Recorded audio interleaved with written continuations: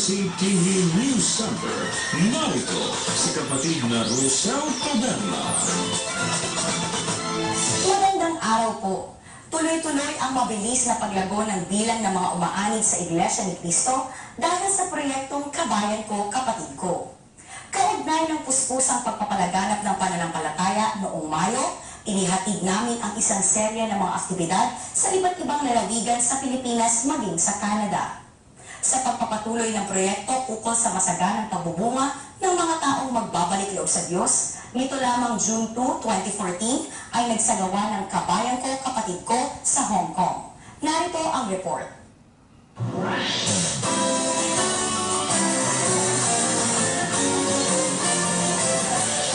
Dinilusan po ng ating tagapamahalang pangkalahatan ng kilusang masaganang pagbubunga ng mga taong magbabalik loob sa ating Panginoon Diyos. Ang mga kapatid po natin dito, sa kabila po ng sila ay abala sa kanilang trabaho, ay nagsika po sila na magkaroon ng panahon para isagawa ang kanilang pagtulong sa malaking kilusang ito. Kaya ngayon ay tinakda po ng pamamahala na magsagawa tayo rito ng isang malaking pamamahayag at ang mga kapatid natin ay maagang nagsipag-anyaya.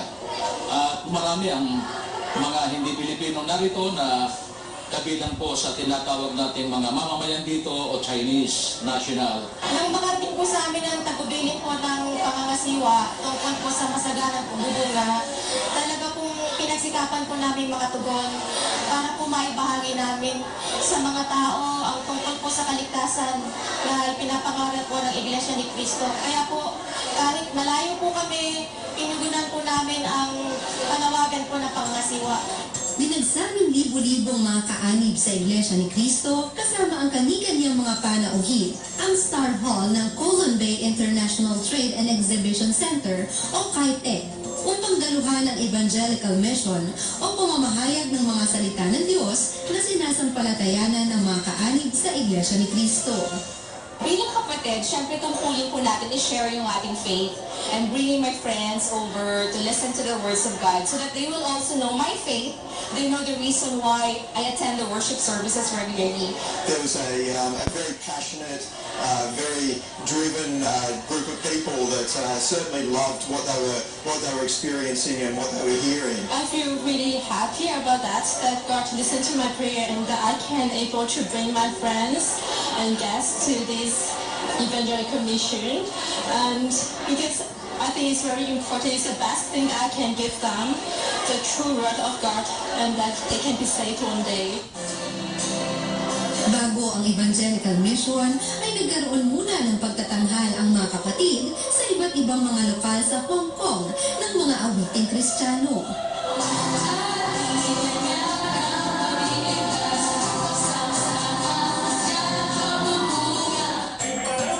Pagkatapos ng naturang pagtatanghal, ay binasa ng kapatid na Benefrido Santiago, ministro ng Ebanghelyo, ang mensahe ng tagapamahalang pangkalahatan ng Iglesia ni Cristo, ang kapatid na Eduardo V. Manalo, para sa mga panauhin na nagsidalo. Pinamunahan naman ni kapatid na Glicerio Santos Jr., ang General Auditor ng Iglesia ni Cristo, ang pag-aaral ng mga salita ng Diyos. Gustong-gusto ng Diyos, tulungan tayo. Gustong-gusto niya, sa tulungan tayo. Ang kailangan lang ay sambahin natin siya. Kaya mga kababayan, sana, sa pangalan ng ating Panginoon Diyos, sa pangalan ng ating Panginoong Kristo, inaanyayahan namin kayo, daluhan niyo ang pagsamba ng Iglesia ni Cristo. Huwag niyo sayangin ang lahat ng narinig niyo ngayon, ang narinig ng salita ng Diyos. Inaakit tayo ng Diyos. Hanapin na natin ang ating kaligtasan. Bagamat wikang Pilipino ang ginamit sa pagtuturo ng mga salita ng Diyos, nagtalaga ng mga interpreters sa wikang Ingles at wikang Inchik para sa maraming mga panauhin na non-Filipinos. It's not easy to spread our faith because it's a sort of a tradition and a culture to have Buddhism or Taoism here in Hong Kong. But we believe nothing is impossible as long as we have the help of God. Usually we all make prayers church before we invite guests to ask for the help from our Almighty Father, so that He will guide us to find the true souls to invite to the church and listen to the truth of the words of God. And that's the reason why I invited my fellow Chinese and all the Philippine workers here in Hong Kong, so that they can know the knowledge of the words of God. 很好啊，很好，非常好。大家一起，很多 people come here together，然后觉得很团结。有什么不开心的，然后来到这里就会变得很开心。The teachings are very interesting. I mean, it's a little bit new to me because I'm not that familiar with this particular level of evangelism relating to the Iglesia ni Cristo. Kitang-kita ang maalab na pagtugon ng mga kapatid sa dakong ito sa panawagan ng pamamahala sa Iglesia ni Cristo tungkol sa masaganang pagbubunga ng mga taong magbabalik loob sa Panginoon Diyos. Overwhelmed because there's so many people. I felt very welcomed, and I only speak English, but they found me in this big crowd and were able to give me a headset, and it feels very organized even though there's many people. Since I've been living in Hong Kong and obviously spending a lot of time in the Philippines, I see more and more of the church, and I now realise that they probably were very close in the community that I lived in within Australia. I was just as familiar with it, and I'm pleased to see that it's spreading out worldwide, and that it is and truly an international group of people preaching. Dahil nasa dinagsa ng libo-libong mga kapatid at mga panauhin ang nasabing evangelical mission, nakatawag ito ng pansin sa mga mamamahayag o journalists sa nasabing lugar, kung kaya't nalathala ang balita tungkol sa aktibidad na ito ng Iglesia sa website ng isang kilalang international news agency.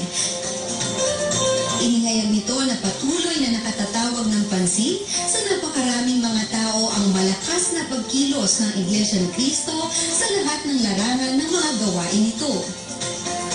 Higit sa lahat, inihayag ng malaking aktibidad na ito ng Iglesia ni Cristo ang banal na layunin ng Iglesia na maibahagi ang mensahe ng kaligtasan sa lahat ng tao sa anumang panig ng mundo. Ang una po sa natutunan ko sa Iglesia ni Cristo ay isa po ang tunay na reliyon.